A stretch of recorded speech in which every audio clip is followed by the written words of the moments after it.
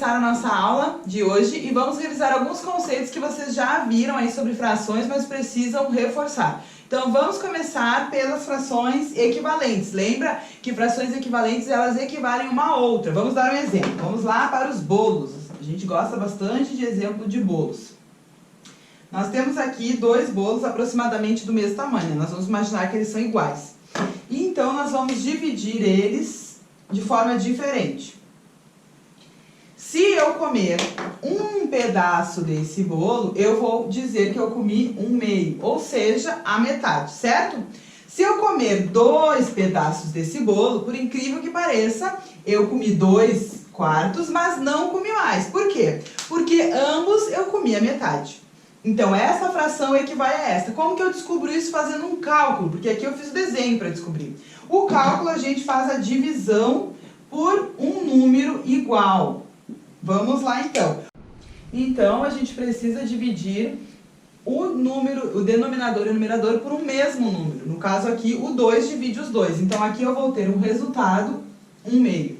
Incrivelmente, eles são iguais. Por quê? Equivalem, aquilo que eu falei para vocês na outra aula.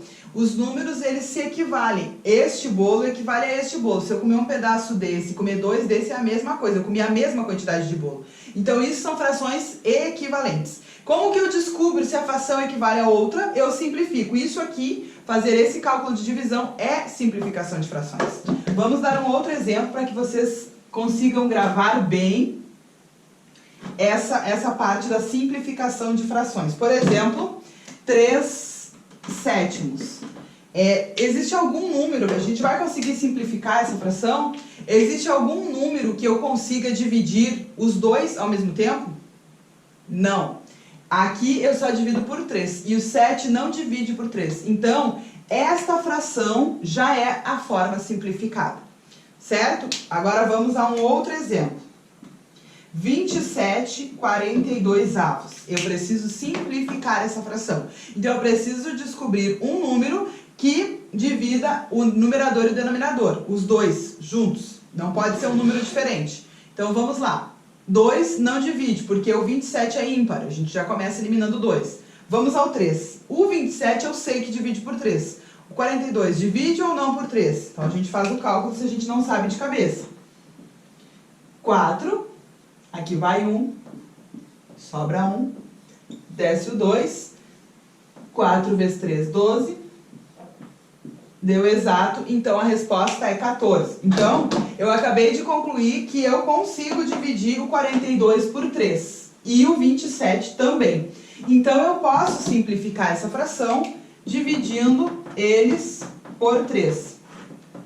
Aqui dá 9, 3 vezes 9, 27, e aqui eu descobri que dá 14. Será que eu consigo simplificar mais uma vez essa fração?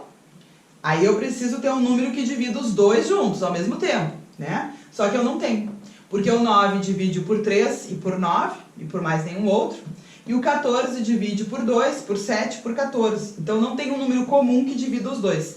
Então, essa é a resposta dessa fração simplificada.